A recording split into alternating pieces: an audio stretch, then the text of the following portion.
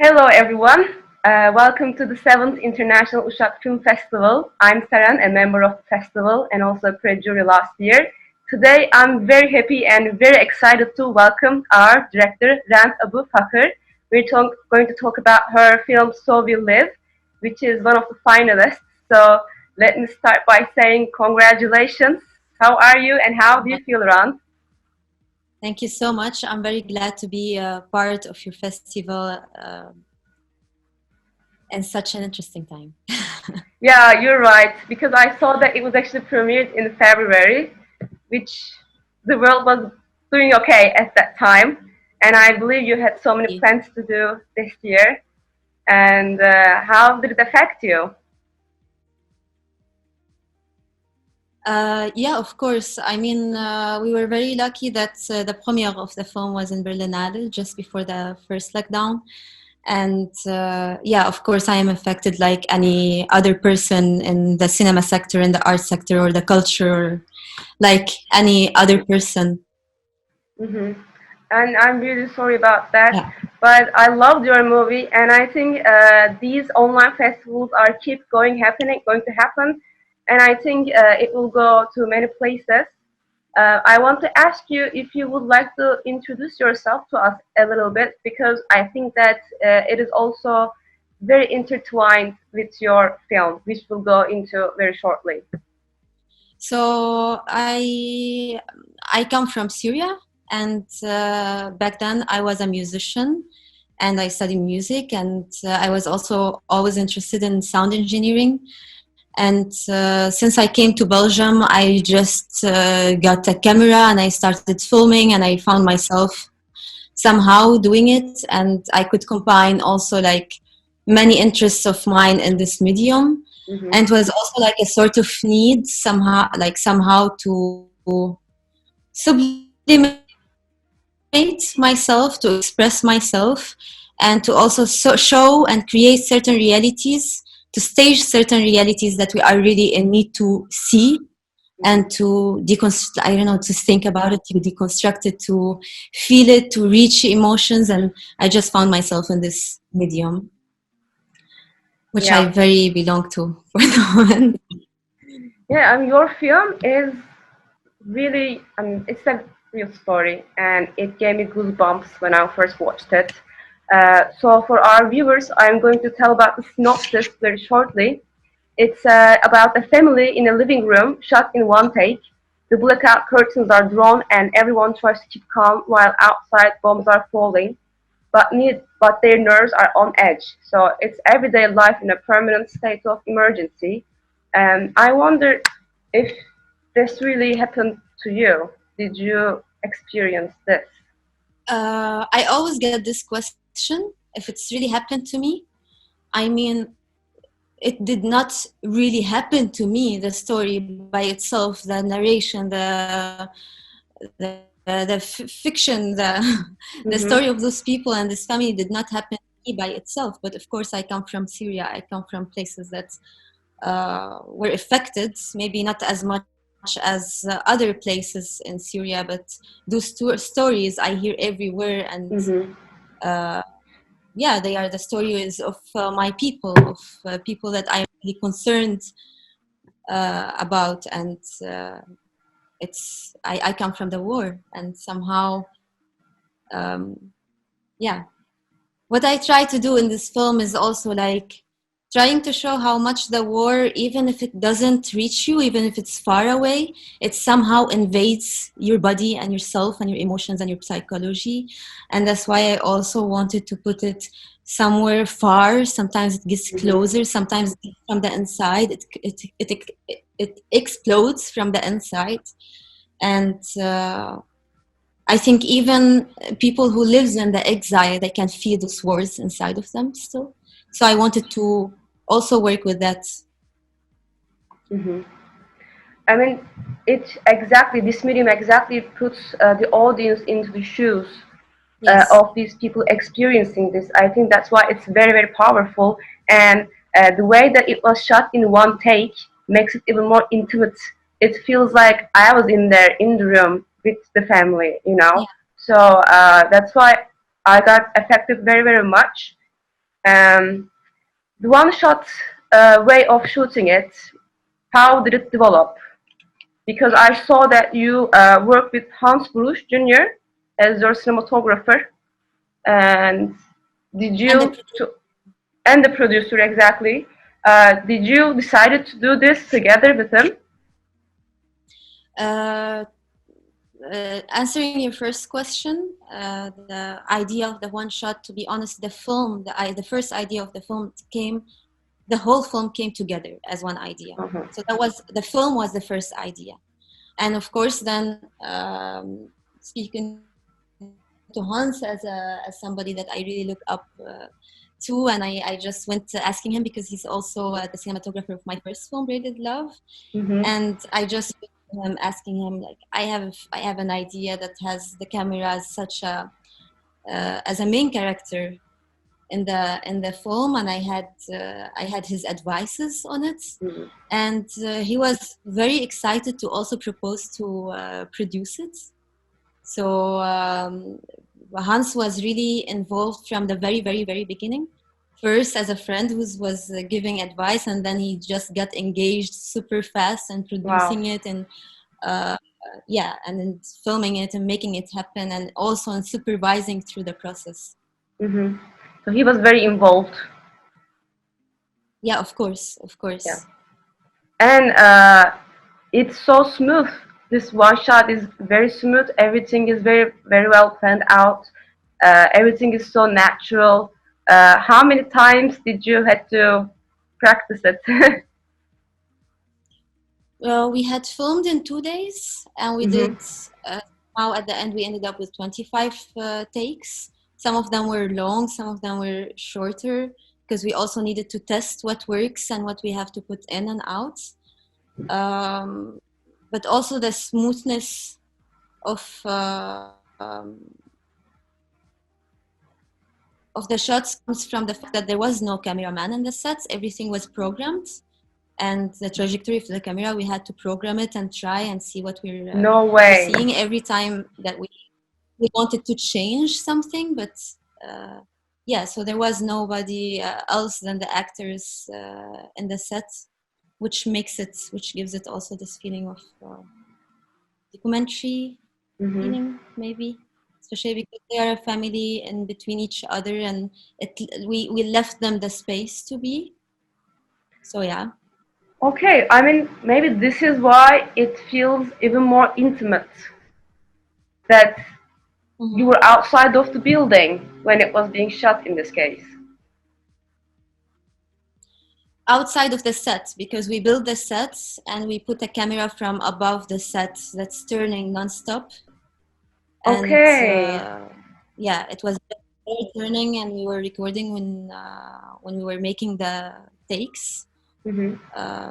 And of course it's intimate because the people, they know each other, they are a family who also lived in Syria, in Al-Hasake, Mm-hmm. which is a very yeah, it's an area that lived a lot and still living right now, very difficult times.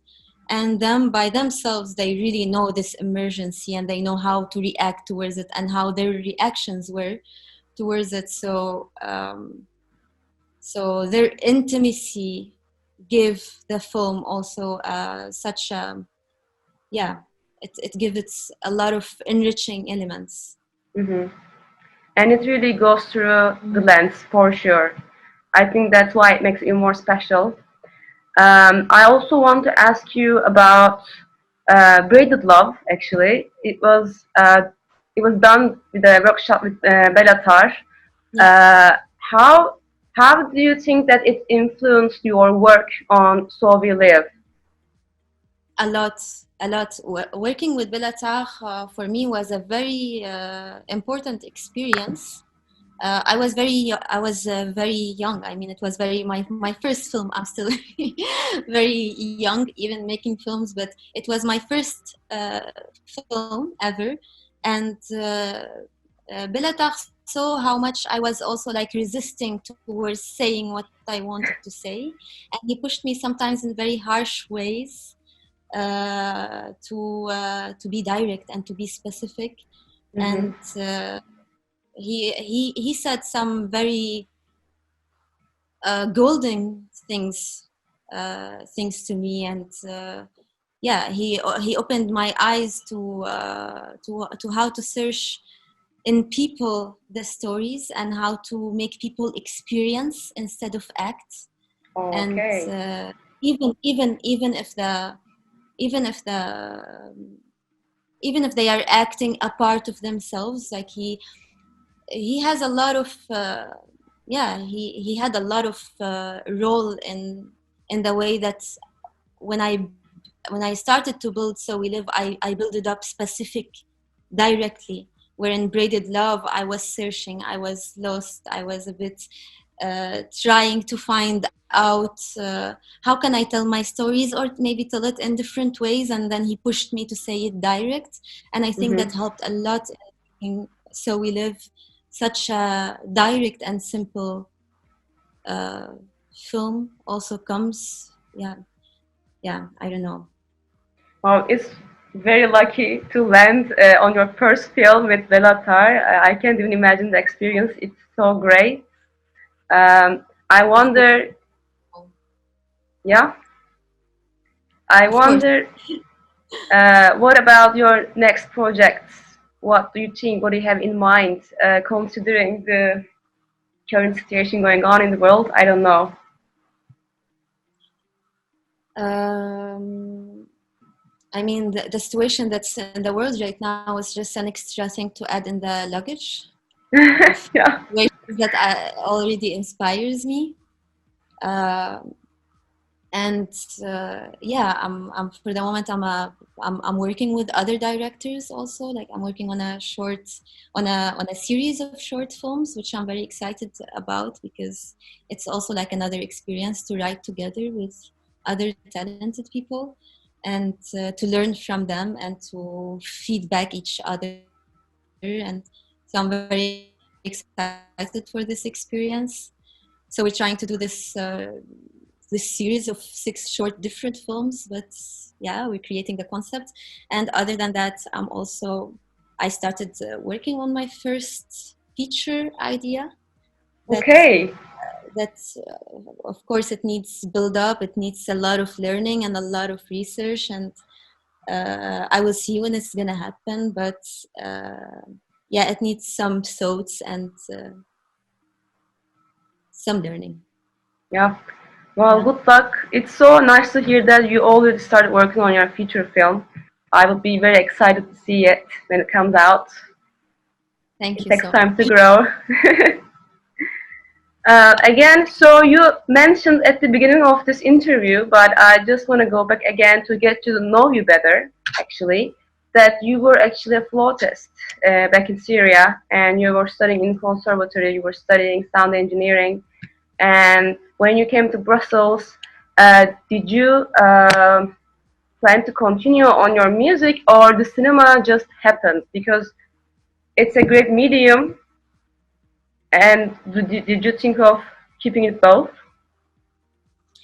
That's a very, very personal question. I will try to explain it.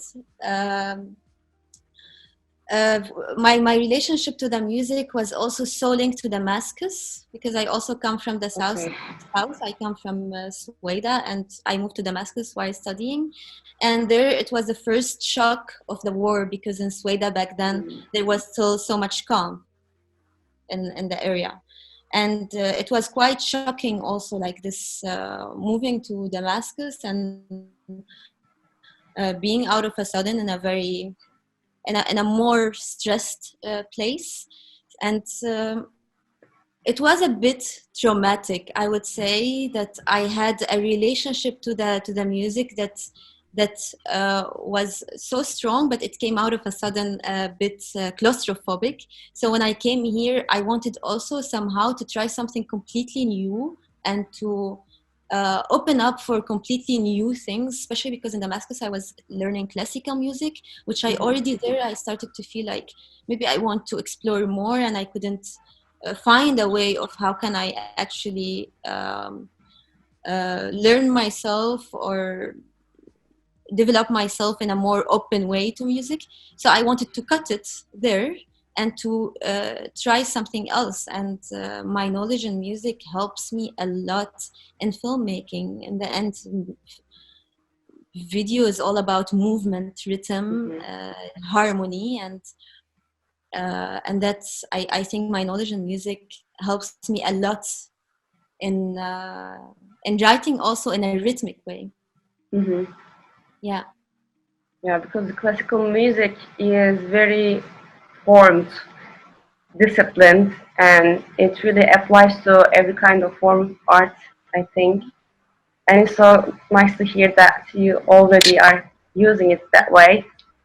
But of course, now after 5 years of somehow quitting music, I start to come back to it, but in a completely different approach, and the approach of enjoying it and having it as something that I can do in my time, playing whatever instrument or singing. Yeah. So glad to hear that. Thank you.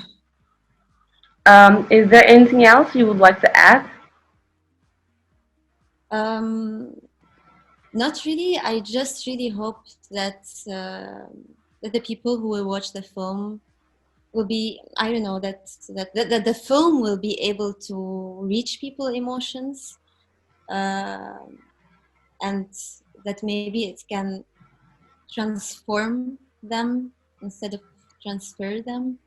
That maybe yeah, that's all. I just wish that people will enjoy it, and I hope you win.